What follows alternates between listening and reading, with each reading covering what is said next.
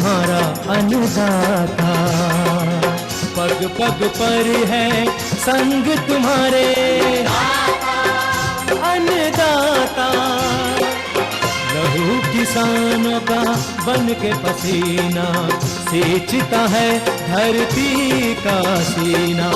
मेहनत का तेरी हक दिलवाने, नई तकनीक नई खोज बताने।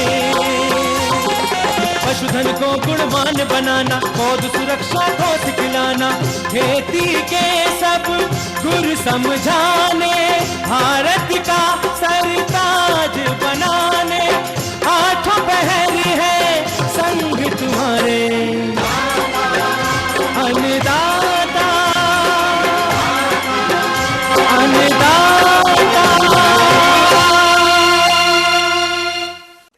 नमस्कार, मैं श्वेता भट्टाचार्य आप सभी दर्शकों का अन्नदाता कार्यक्रम में स्वागत करती हूं। हर रोज की तरह कार्यक्रम में हम लेकर आते हैं खेती बाड़ी से जुड़ी हुई बहुत सी लाभकारी जानकारियां। तो चलिए सबसे पहले देखते हैं क्या है विशेष आपके लिए आज के कार्यक्रम में। फलों की बागवानी के नए फल कीवी के बारे में जानकारी भाग 2। जैविक खेती में वर्मी वॉश का महत्व व बनाने की। प्याज की फसल में निराई गुड़ाई और कीट नियंत्रण पर जानकारी।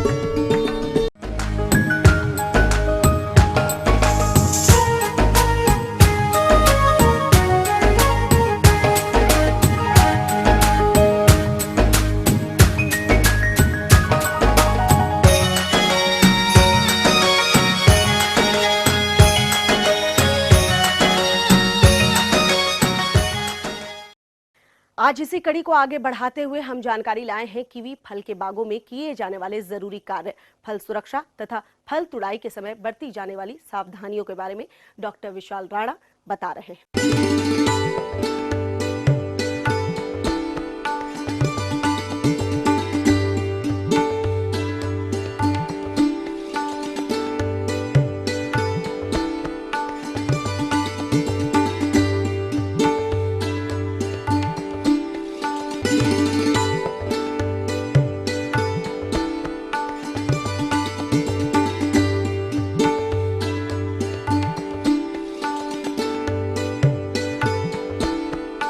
कीवी फल उत्पादन से संबंधित कुछ महत्वपूर्ण बिंदु हैं जिन पर मैं चर्चा करना चाहता हूँ। पहली बात तो ये है कि जैसे जब आप इसका बगीचा लगाएंगे तो आपके प्लानिंग के तौर पे हर 9 मादा पौधों के लिए आपको एक नर लगाना ज़रूरी है। और जब आपने ये प्लान कर लिया कि ये नर है ये मादा है, और मैंने जैसे वैरायटीज़ बताई 2, एक एलिसन वैरायटी और हेवर्ड वैरायटी है, वो सबसे अच्छी वैरायटियाँ हैं। इसके अलावा मोंटी वैरायटी है, जैसे ये मोंटी वैरायटी है जो फ्लैट होती है नीचे से, और एक ब्रूनो वैरायटी भी है। और एक इनके लिए नर का जो काम करता है वो एलिसन की एक एलिसन नर नाम से किस्म जो है वो भी है। तो इसमें सबसे महत्वपूर्ण बात है, क्योंकि ये बेल है तो सिधाई करना बहुत ज़रूरी है। ट्रेनिंग और प्रूनिंग। ट्रेनिंग मतलब इसको आकार देना, तो बेल को आकार देना सबसे पहले ज़रूरी है, जो कि टेढ़ा काम होता है। तो इसके लिए हम पहले साल जब पौधा लगाते हैं तो प्रयास ये रहता है कि 1.5 मीटर तक ऊंचाई तक, जो कि इस एंगल आयरन के स्ट्रक्चर की जो ट्रेनिंग स्ट्रक्चर की ऊंचाई है, इस बेल को सीधा रखा जाए इसके। और ये बड़ा टेढ़ा काम है। इसके लिए हम बांस का डंडा एक लगाते हैं, उसको जगह जगह रस्सी से बांध देते हैं ताकि ये सीधा रहे और कोई टहनी नहीं आने देते हैं। अगर आप ऐसी स्थिति इसमें रहती है तो आप कोई कुछ भी काम इसके नीचे कर सकते हैं। इसका तौलिया बना सकते हैं, खाद पानी जो भी करना है, तुड़ान, वो सारा स्प्रे करना, कुछ ज़रूरत पड़ी तो कर सकते हैं। हमने 1.5 मीटर की ऊंचाई हासिल कर ली है। उसके बाद हमारा प्रयास है कि 2 टहनियाँ जैसे कि ये हैं, हम इनको विपरीत दिशा में हम तैयार करते हैं। और पहले साल और दूसरे साल ये स्ट्रेस रहता है कि ये 2 टहनियाँ हैं, इनको हम बोलते हैं लेटरल या आर्म्स। इनको हम मजबूत बनाएं, क्योंकि आने वाले समय में यही फल देंगे और इसी से ये फल देने वाली टहनियाँ निकलेंगी। तो ये आकार की बात है, तो आकार इसका ये टी-वार शेप का बन जाएगा। और ये 3 मीटर की दूरी पर एंगल आयरन है, वहाँ तक एक साइड जाएगी और ये 3 मीटर दूसरी साइड जाएगी। और फल देने वाली टहनियाँ जो हैं दोनों दिशाओं में निकलती हैं, जो कि 5 तारों के ऊपर हमने डाली हुई है। जब हमने एक प्रॉपर इसका आकार बना लिया, टी-वार शेप में इसकी टहनियाँ निकाल दी, और उसके बाद हमारा जो फलन की प्रक्रिया है उसके लिए हमें हर साल दिसंबर के महीने में, क्योंकि ये पर्णपाती बेल है, जब पत्ते झड़ जाते हैं तब इसकी रेगुलर काट छांट जो है वो करनी पड़ती है। वो इसलिए क्योंकि ये एक तो बेल है, बेल लगभग 3 से 5 मीटर जो है वो वृद्धि करती है, तो इसको चेक करना पड़ता है ग्रोथ को। और दूसरा, इसमें फल कहाँ लगता है ये बहुत महत्वपूर्ण है, इसलिए काट छांट का इसमें बड़ा ज़रूरी संबंध है। और ये निर्भर करता है कि हम कितना फल लेने वाले हैं, और ये तकनीकी जानकारी होना बहुत अनिवार्य है। तो जैसा कि मैं बता रहा हूँ आपको, ये टहनी, जैसे ये टहनी थी, पिछले साल ये फल लगा था ये, तो ये हमने 2 साल पुरानी टहनी है। जब इसको हमने 6-8 आँखों के बाद इसको काट दिया था दिसंबर के महीने में, तो इससे ये टहनी निकली और इससे ये फ्रूट लगा। और जब हमने इस दिसंबर में इसको काटा तो ये अगली टहनी, यानी कि ये 2 साल पुरानी, ये 1 साल पुरानी, फिर अगले साल फ्रूट लगे। और जब हमने 6-8 आँखों के बाद इसको काटा तो ये इससे आँख फट के टहनी नहीं आई और इसमें फ्रूट लगे। अगले दिसंबर में क्या करेंगे, यहाँ काटेंगे और इससे टहनी निकलेगी। कुल मिला के ही मैं ये कहना चाहता हूँ कि इसमें कीवी फल में फल लगता है टहनियों में, वो नई शाखा पे लगता है जो 1 साल पुरानी टहनी से निकलती है। तो ये हमारे बागवान भाइयों को जानना बहुत ज़रूरी है कि हम इसमें कटिंग कहाँ करेंगे। अगर हम कटिंग यहाँ दोबारा कर देते हैं तो इसका मतलब हम फ्रूटिंग एरिया जो है उसको इग्नोर कर रहे हैं, तो हमें सिर्फ यहाँ लकड़ी ही मिलेगी और फ्रूट नहीं मिलेगा। तो ये तकनीक की जानकारी होना बहुत ज़रूरी है। जब ये हम सारे तकनीकी पहलुओं को ध्यान रखते हुए जब हमारा फल बड़ा होता है तो लास्ट में हम लोगों को ये जानना बहुत ज़रूरी है कि इस फल को तोड़ा कब जाए, क्योंकि अगर हम कच्चा फल तोड़ेंगे तो ये स्वाद नहीं बनाएगा। पक्का तो ये पकता तो ये पेड़ के ऊपर नहीं है, तो ये तोड़ने के बाद ही पकता है। तो सही समय पे तोड़ने का जो समय है इसको जानने के लिए कौन से मापदंड हैं हम देखते हैं। ज़्यादातर फल जो होते हैं हमारे वो हरे से पीले हो जाएंगे, लाल हो जाएंगे, यानी कलर ब्रेक हो जाएगा। लेकिन ये फल ऐसा है क्योंकि जैसे डल भूरे रंग का फल है तो इसमें कोई परसेप्टिबल चेंज इन कलर नहीं आता है। तो ये हम जब इनकी मैच्योरिटी इंडिसेस देखते हैं तो सबसे पहले हमें पता होना चाहिए कि फल बनने से तोड़ने तक की जो अवधि है लगभग 200 दिन प्लस माइनस 1 सप्ताह, ये जुड़ी। तो इसमें हमारा जो किस्मों के आधार पर थोड़ा सा डिफरेंस है।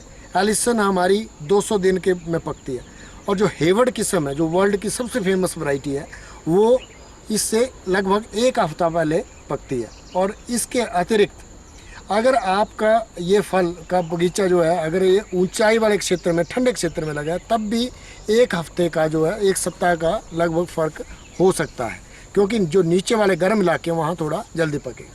जो मापदंड है उसमें कलर तो इसमें रिलायबल एस्टिमेट नहीं है। और दूसरा मैंने बताया days from full bloom to harvest, यानी कि 200 दिन फल बनने से तोड़ने तक। और तीसरा जो विदेशों में होता है वहाँ पर एक यंत्र जो रिफ्रैक्टोमीटर के नाम से आता है, वो इसका जूस निकालते हैं। जूस में जब देखते हैं reading 6.5 TSS, degree brix TSS, यानी कि जो मोटे तौर पे मिठास बताती है, वो रीडिंग हो तब ये फ्रूट तोड़ने के लिए तैयार होता है। लेकिन हमारे बागवान भाई, हमारे किसान भाइयों को ज़्यादा इसका इंस्ट्रूमेंट का नॉलेज नहीं है। एक तो दिन का मोटे तौर पे जो एंटिसिपेटेड डेट है वो अक्टूबर मिड से लेके नवंबर के पहले हफ्ते तक। और दूसरा मोटे तौर पे अगर देखें तो जैसे ये फ्रूट है, इसमें जो रोएं लगे होते हैं, जब ये फ्रूट तैयार हो जाता है तब ये रोएं बड़ी आसानी से, ये देखिए ये अभी इतनी आसानी से झड़ नहीं रही, यहाँ पर थोड़ा सा है, तो ये जब ये आसानी से झड़ने लग पड़े, इनका सीधा संबंध जो है, जो बाल जो है इस फ्रूट में, ये इसका सीधा संबंध जो है वो पकने से। तो जब ये आसानी से रोएं निकल जाएं तो उसका मतलब फ्रूट मैच्योर हो चुका है, यह राइपनिंग की तरफ है। तो यही एक मापदंड हमारे बागवान भाइयों के साथ जो है वो ठीक रहता है।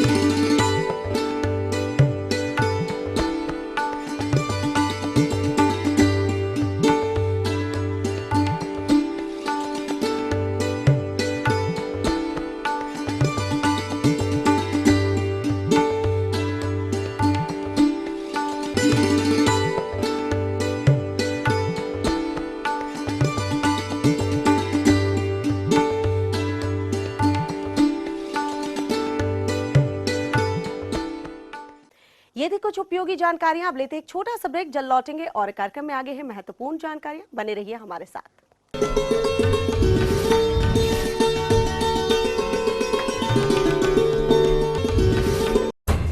जिंदगी गुजर जाती है लेकिन फाइल आगे नहीं बढ़ती। नल प्यासे हैं, बिल आता है, बिजली नहीं, सड़क भी ढूंढनी पड़ती है। ऐसे होती है नारी की पूजा। कुछ तो सिर्फ मतलब का मसाला खोजते हैं। कब तक सहेंगे और क्यों चुप रहेंगे? रखिए हमारे साथ अपनी बात।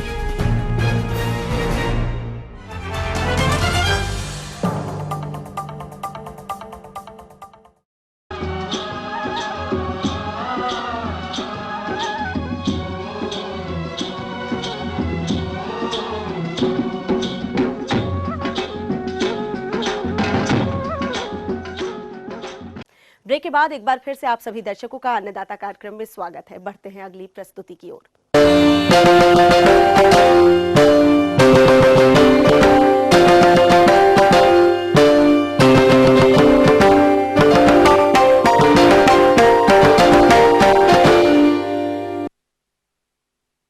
आजकल किसानों का रुझान जैविक खेती की तरफ बढ़ता जा रहा है और इसी के अंतर्गत आज हम आपके लिए जानकारी लाए हैं वर्मी वॉश के महत्व और बनाने की विधि के बारे में, ताकि आप फसलों में प्रयोग करके गुणवत्ता युक्त अधिक उत्पादन प्राप्त कर सके। तो आप किस प्रकार से तैयार करेंगे वर्मी वॉश, इस बारे में जानकारी के लिए देखिए कार्यक्रम की ये प्रस्तुति।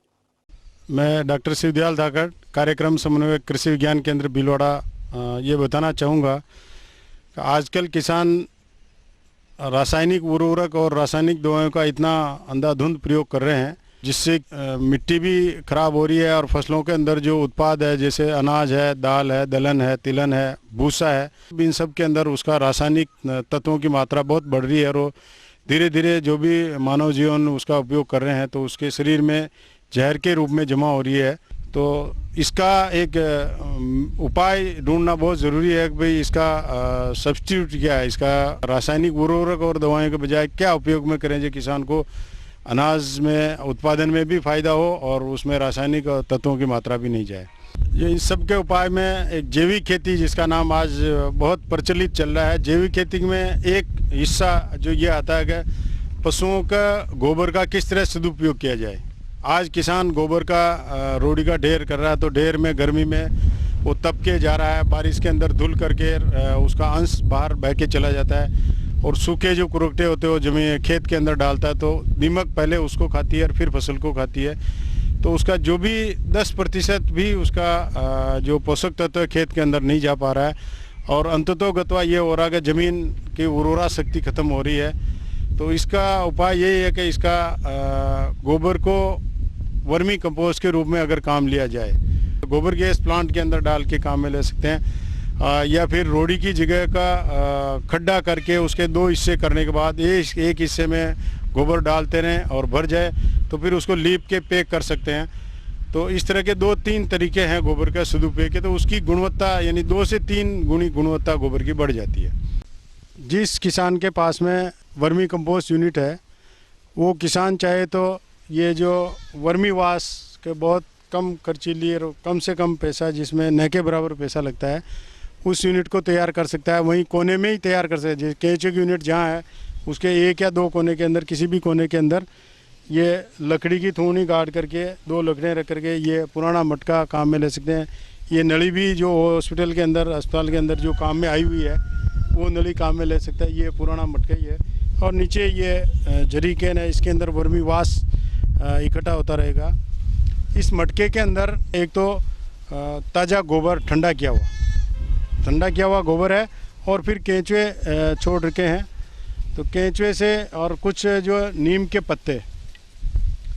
पत्ते डाल देंगे अंदर और फिर ये मटके के अंदर पानी भर देंगे और ये जैसे 10 लीटर का मटका है तो 5 से 6 दिन के अंदर खाली होता है।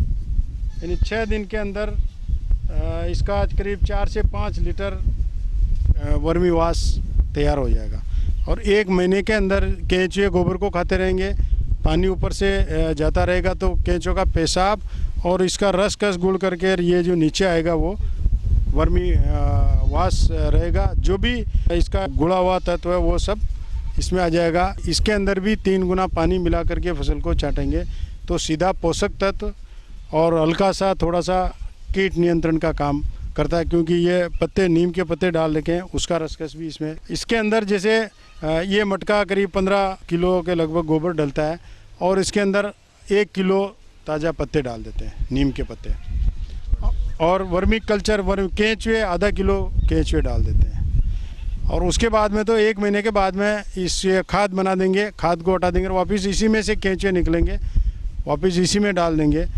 तो बहुत जल्दी 25 से 30 दिन के अंदर वर्मी वास मिल जाएगा और केंचुए का वर्मी कंपोस्ट का मिल जाएगा। इसको 6 महीने रखो, साल भर रखो, छाया में रखना चाहिए, ढक्कन लगा दिया, इसका कुछ नहीं बिगड़ता है। और जब भी फसल के ऊपर छांटना वही 30 दिन की अवस्था के बाद, इसको भी 30 दिन की अवस्था के बाद में छांटना, हर 15 दिन के ऊपर छांट दें तो खुराक मिल जाएगी सीधी।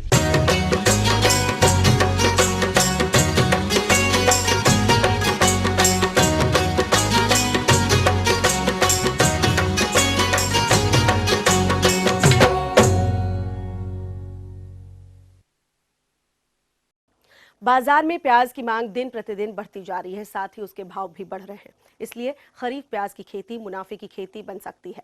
हमारे जिन किसानों ने खरीफ मौसम में प्याज की रुपाई की है, उन्हें प्याज की अधिक उपज के लिए कुछ जरूरी कार्यों को अपनाना होगा, जिसमें निराई, गुड़ाई और कीट संरक्षण महत्वपूर्ण है।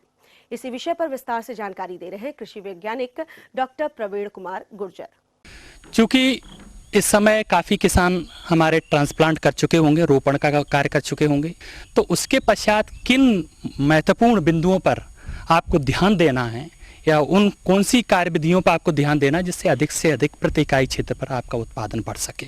तो बरसात में लगाने के लिए आपको चौड़ी सैया पद्धति से इसको लगाना चाहिए। देखिए, जहाँ तक खरपतवार प्रबंधन की बात है, तो इसमें सबसे पहले जैसे ही आप रोपण करें उसके 7 या 8 दिन तक आप ऑक्सीफ्लोरोपेन 250 ग्राम सक्रिय तत्व प्रति हेक्टेयर के हिसाब से स्प्रे कर दें।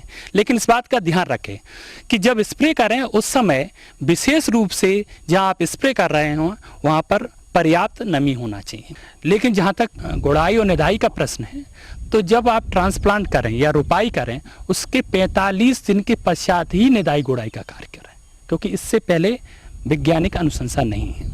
तो 45 दिन बाद आप निदाई गुड़ाई कर सकते हैं और लगभग 15-20 दिन बाद आप पुनः उस निदाई गुड़ाई कर सकते हैं। उपयुक्त वायु संचार होगा और पौधे का जो विकास जिस गति से होना चाहिए उस गति से उसका विकास होगा। इसमें पर्याप्त संतुलित पोषक तत्व आवश्यक होते हैं। जो बची हुई आपकी नाइट्रोजन की जो मात्रा है जिसको आप यूरिया के रूप में दे रहे हैं, उसको लगभग लगाने के 45 दिन बाद और 70 दिन बाद आप इसको जो बची हुई जो स्प्लिट डोज है उसको 2 भागों में बांट कर दे सकते हैं। जहाँ तक जल प्रबंधन का प्रश्न, खेत में पानी नहीं रोकना चाहिए, ये बहुत महत्वपूर्ण है। चूँकि अपन बरसात में लगा रहे हैं तो इस बात का विशेष ध्यान रखना है कि जब भी बरसात अत्यधिक वर्षा हो तो उसका पानी निकास करना चाहिए। और यदि पानी की कमी रहती है तो यदि चूँकि आप उस चौड़ी सैया पर बुवाई करेंगे तो आप देखेंगे कि पर्याप्त समय तक आप देखेंगे कि उसमें जो नमी है वो बनी रहेगी और आपके जो पौधे का जो विकास है वो अच्छी तरह से होगा। दूसरा ये है कि अधिक वर्षा हो रही है तो उस समय क्या है कि काफ़ी संभावना रहती है पर्पल ब्लॉट जैसी फफूंदी नाशक रोग लगने की। उस समय विशेष रूप से ध्यान देने की आवश्यकता है कि कार्बेंडाजिम जैसे फफूंदनाशी को जो 2-2.5 ग्राम प्रति लीटर के हिसाब से उसका घोल बनाकर उसका स्प्रे करते रहें, जिससे कि पर्पल ब्लॉट जैसी बीमारियां हैं उससे आपको निजात मिलती रहेगी। ये जानना जरूरी है कि इस फसल में वैसे चूँकि कम कीड़े का प्रकोप होता है, लेकिन यदि कीड़ों की जहाँ तक बात करें तो इसमें जैसिड है, जिसको तेला कहते हैं, और इस तरह के कीट आते हैं जो विशेष रूप से उसका रस चूसते हैं, जिससे कि पौधे का विकास रुक जाता है। इसके लिए आवश्यक है कि आपको देही कीटनाशी का प्रयोग करना चाहिए। देही कीटनाशियों में आपका इमिडाक्लोप्रिड है, उसको आप लगभग 1 बीघा में लगभग 30 से 40 ml प्रति बीघे की दर से एक घोल बनाकर उसका बढ़िया तरीके से आप यदि स्प्रे करते हैं तो इसका नियंत्रण हो सकता है। लेकिन इस बात का विशेष ध्यान रखिए कि यदि पानी गिरने वाला है और कोशिश करिए कि उस समय आप इसका छिड़काव ना करें, और यदि करना भी पड़े तो उसमें ऐसे कुछ तत्वों को मिलाइए कि जो उसको चिपका सकें पत्ती से, तो उसका देखेंगे आप प्रभाव, बहुत ही अच्छा प्रभाव मिलेगा और बेहतर तरीके से इसका कीटों का प्रबंधन हो सकता है। तो आप निश्चित रूप से इस फसल को अपनाएं और निश्चित रूप से ये बहुत महत्वपूर्ण इस गिर क्षेत्र के लिए फसल साबित हो सकती है। आगे और भी है कुछ रोचक जानकारियां, पर यहाँ पर रुकेंगे एक और कमर्शियल ब्रेक के लिए। जल्द हाजिर होते हैं।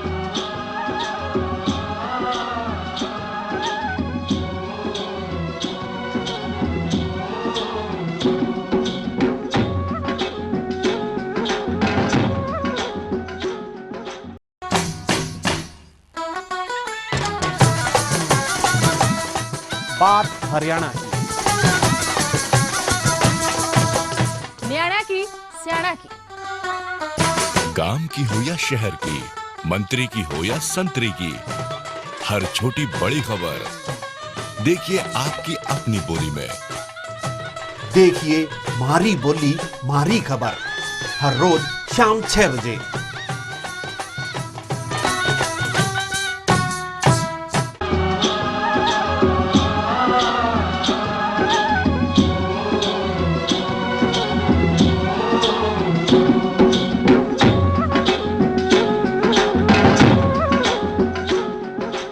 ब्रेक के बाद आप सभी दर्शकों का स्वागत है। चलिए अब रुख करते हैं अगली कड़ी की ओर।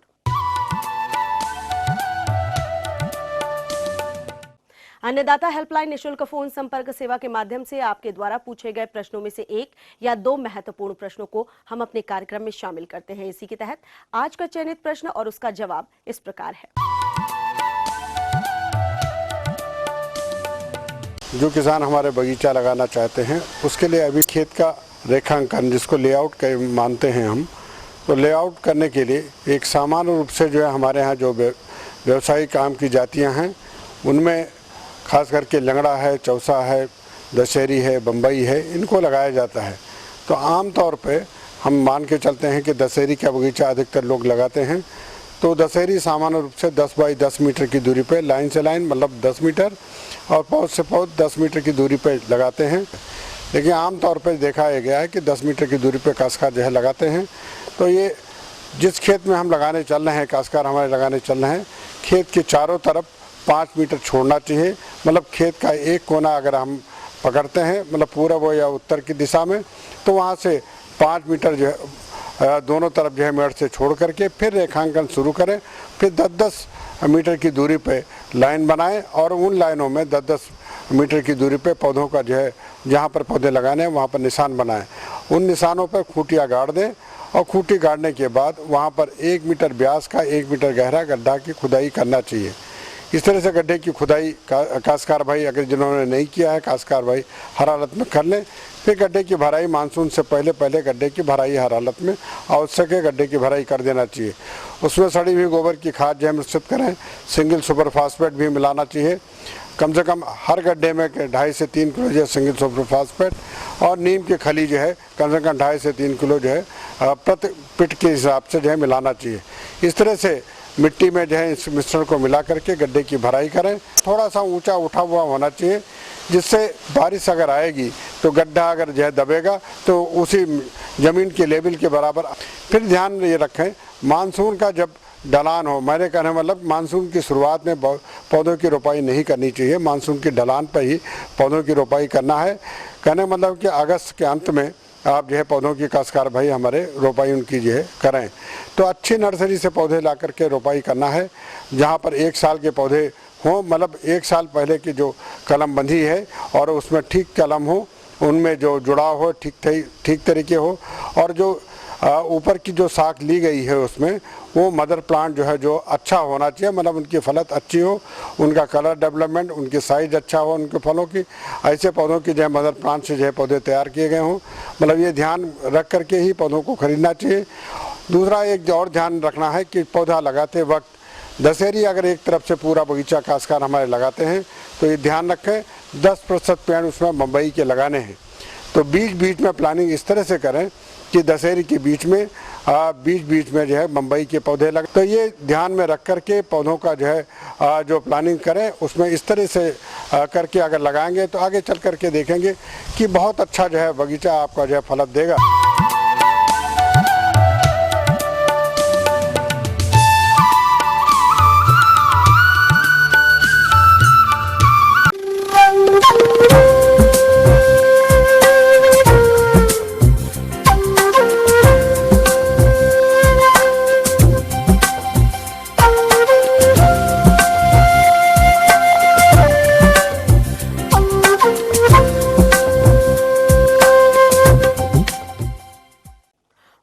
अनुसार प्रबंधनों पर टिकी है आपकी खेतीबाड़ी, इसलिए मौसम पूर्वानुमान और उस पर आधारित साप्ताहिक कृषि सलाह इस प्रकार है। जहाँ तक आने वाले समय की 1 हफ्ते की बात कर रहे हो, आमतौर पर परिवर्तनशील रहने की संभावना है और कहीं कहीं जो है आसमान पर सुबह शाम तक बादल छाए रहेंगे और 1-2 जगह हरियाणा के कुछ हिस्सों में जो है मध्यम से हल्के दर्जे की बारिश कर सकते हैं।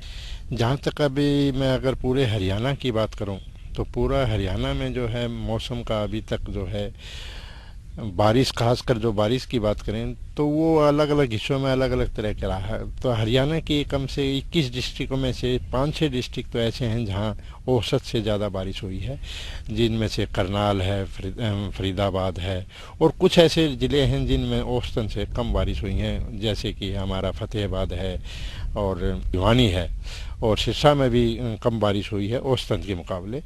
लेकिन जहाँ तक फसलों का प्रभाव इसकी बात करें तो आपने देखा होगा कि हरियाणा में अलग अलग एरिया में अलग अलग फसलें उगाई जाती हैं। जहाँ तक ड्राई एरिया की बात करें, जहाँ कम बारिश होती है, वहाँ ज़्यादातर कॉटन और बाजरा की फसल उगाई जाती है और जहाँ थोड़ा बारिश ज़्यादा होती है, जैसे करनाल है, कुरुक्षेत्र है और सिरसा का कुछ हिस्सा है, हमारा जो यमुनानगर है, उस एरिए में जो है हमारे जो है चावल की फसल उगाई जाती है। तो इसमें अगर देखा जाए तो जहाँ जिस एरिए में अब इस बार जो अचंभे की बात जो रही है कि यमुनानगर साइड में इस बार कम बारिश हुई है, तो वहाँ उस एरिए में जो है हमारा जो चावल की फसल है उस पर थोड़ा इफेक्ट आया है। और दूसरे जो हमारे बरानी एरिया है, जैसे भिवानी का है, फतेहाबाद का है, कुछ एरिया है, कुछ हमारा महेंद्रगढ़ और रेवाड़ी साइड का है, जहाँ हम कॉटन या बाजरा उगाते हैं, वहाँ उन फसलों पर भी असर पड़ा है। और जहाँ तक बात रही कीट की, जहाँ तक कई इलाकों में जैसे कि हिसार में अगर बात करें तो सफ़ेद मक्खी का जो है कपास पर बहुत बड़ा इफेक्ट रहा है। लेकिन पिछले हफ्ते जो थोड़ी ही बारिश हुई थी उससे सफ़ेद मक्खी में कुछ एरियो में जो है थोड़ा राहत भी मिली है।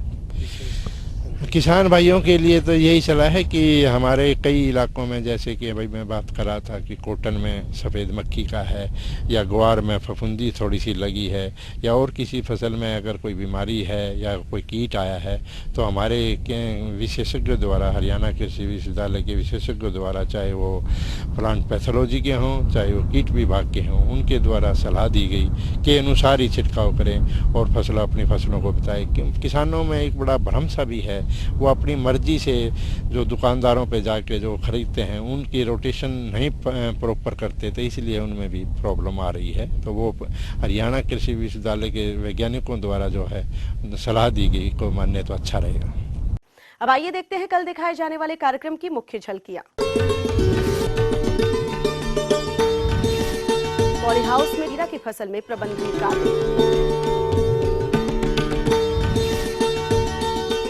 अधिक उत्पादन के लिए राजमा की फसल में किए जाने वाले कार्य। हम ये उम्मीद करते हैं कि आज का कार्यक्रम आप सभी दर्शकों के लिए उपयोगी रहा होगा। किसान भाइयों, अन्नदाता आपकी सेवा के लिए संकल्परत है। कृषि संबंधित समस्या और सुझाव के लिए आप हमें इस पते पर संपर्क कर सकते हैं। प्रोड्यूसर अन्नदाता, ETV Haryana, Himachal Pradesh, Ramoji film city, Hyderabad 501512। साथ ही आप हमें ईमेल भी कर सकते हैं। हमारा ईमेल एड्रेस है annadaata.hr.hp@the@etv.co.in। इसके अतिरिक्त आप हमें निःशुल्क हेल्पलाइन नंबर 180010845999 पर सोमवार से शनिवार सुबह 10 से शाम 4 बजे के बीच संपर्क कर सकते हैं। फिलहाल अन्नदाता की पूरी टीम को दीजिए इजाजत। कल फिर इसी वक्त आपसे मुलाकात होगी कृषि संबंधित कुछ और रोचक जानकारियों के साथ। नमस्कार।